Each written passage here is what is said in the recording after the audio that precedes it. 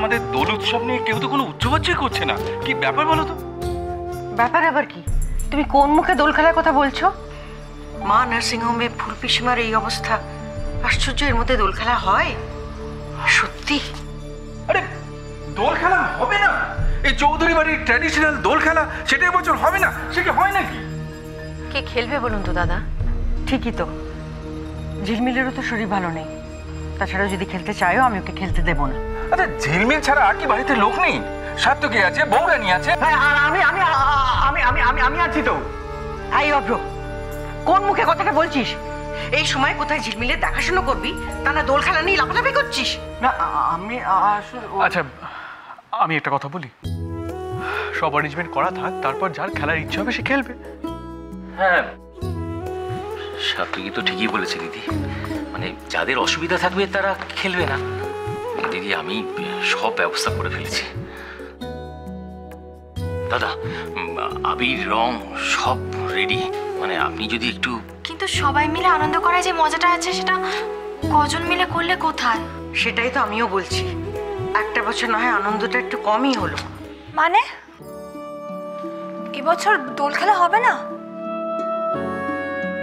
ছোট বৌদি,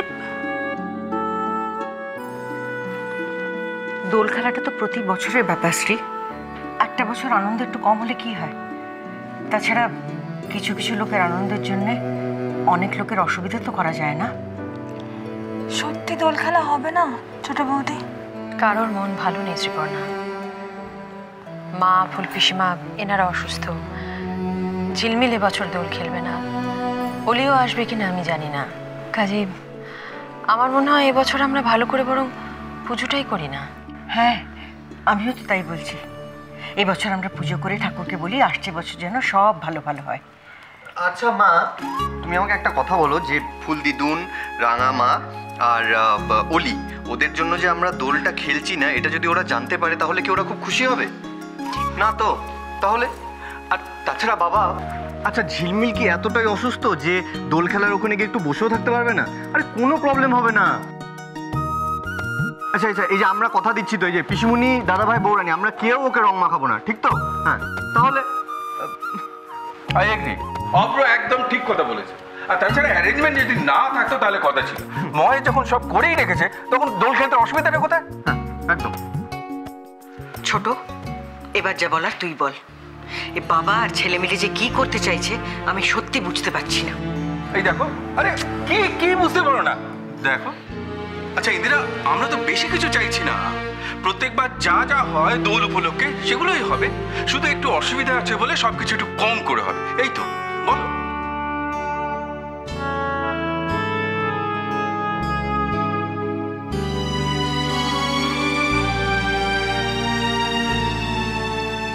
कल होली? हाँ, क्यों? तुम्हें याद नहीं? इस साल नहीं खेलोगी क्या? তার মানে কাল চৌধুরী বাড়িতে জোরদার হোলি খেলা চলবে।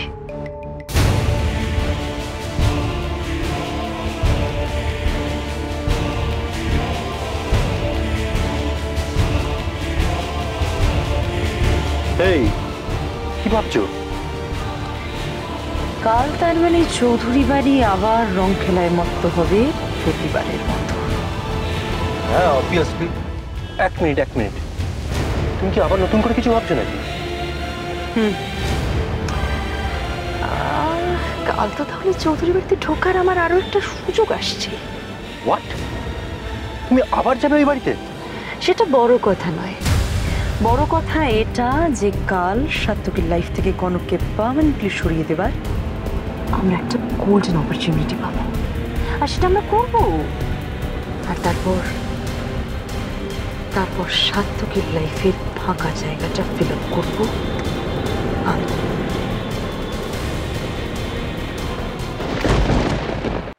দেখো, তোমরা সবাই দোল খেলতে চাইবে, এখানে আমার না বলার কিছু নেই। আমার যেটা মনে হলো আমি সেটা শুধুমাত্র বললাম। কিন্তু কি বলুন তো দাদা, গত বছর অবধিও আমার নিজের দোল খেলা নিয়ে যথেষ্ট আগ্রহ ছিল, এই বছর তেমনটা নেই। হ্যাঁ তুমি যা বলছো তা আমি বুঝতে পারছি ইন্দিরা, কিন্তু তুমি তোমার দিদি ভাই যদি এরকম মন মরা হয়ে থাকো তাহলে আমরা আনন্দটা করি কি করে? কি সমস্যা? গভীর কোনো আলোচনা হচ্ছে বলে মনে হচ্ছে। হচ্ছে তো, দোল খেলা হবে কি না হবে তাই নিয়ে ডিসাইড করা হচ্ছে। সে কি রে, দোল না খেলার মতন কোনো সদস্য এই বাড়িতে আছে? আসলে এখন বাড়ির সিচুয়েশন যা, বড় মা ছোট মা দুজনেই কনফিউজড। আর জেঠুমণি অব্র ওদের বক্তব্য হলো যে প্রত্যেকবারের মতো এবারেও খেলা হোক, ছোট করে হলে হোক। দেখো, জীবনে অসুবিধা তো সবারই থাকে, তাই বলে ভালো সময়গুলো ভুলে যাওয়ার কোনো মানে হয় না? ভুলে যাওয়া উচিত। খারাপ সময় আর কতদিনের? ভালো সময়টাকেই তো সারা জীবন স্মৃতি করে মনের মধ্যে রেখে দেওয়া যায়, তাই না? আরে বাহ, ভারী সুন্দর কথা বলেছিস না, দারুণ কথা বলেছিস। ইনফ্যাক্ট আমার মনে একটা দোটানা কাজ করছিল, দোল খেলবো কি খেলবো না, কিন্তু তোর কথা শুনে মনে হচ্ছে যে আলবাত খেলবো।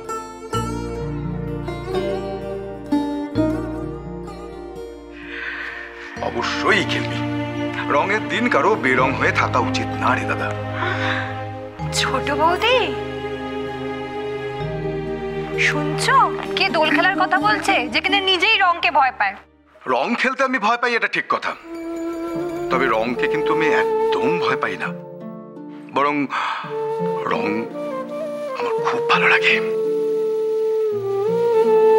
বাবা, কাকুমনি কিন্তু একটার পর একটা অ্যাটম বম চার্জ করে যাচ্ছে। এটা না করলে মন খারাপের এই পাথরটা নামতো না রে।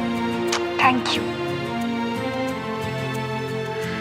তার মানে সবটাই হচ্ছে, তাই তো?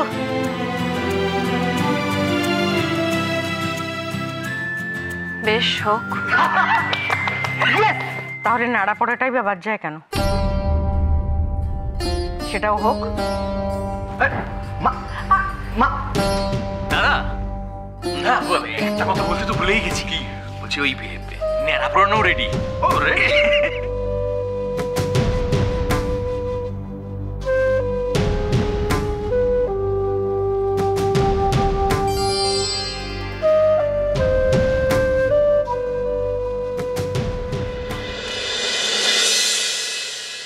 শোনো, একটু যেই আমি চোখের আড়াল হয়েছি আর অমনি তুমি ছোট মায়ের কাছে আমার নামে যা মন হয় তাই লাগালে।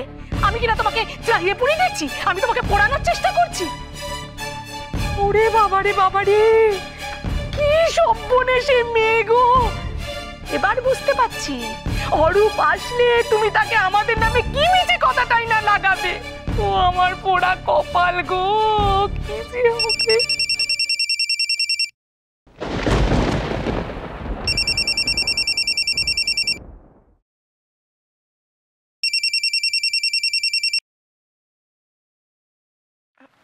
হ্যাঁ ছোটদা ভাই, বল।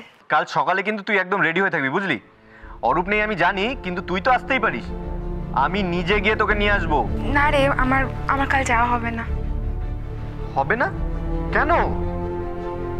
আসলে আমার শরীরটা ঠিক ভালো নেই, এমনিতে একটু ঠান্ডা লেগেছে, আর তারপরে দোল খেলাটা উচিত হবে না।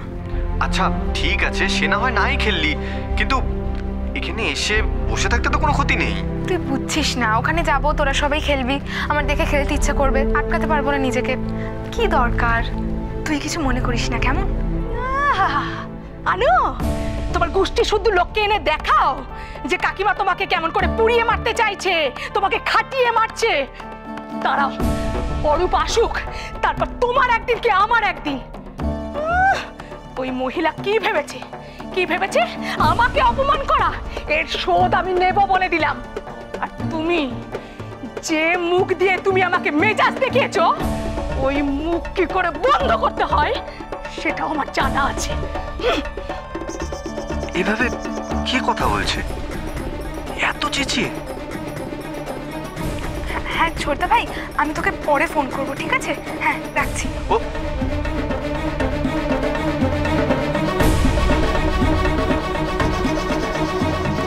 কিরকম একটা লাগলো যেন অলির গলাটা। তাহলে কি অলি ওখানে সত্যিই ভালো নেই?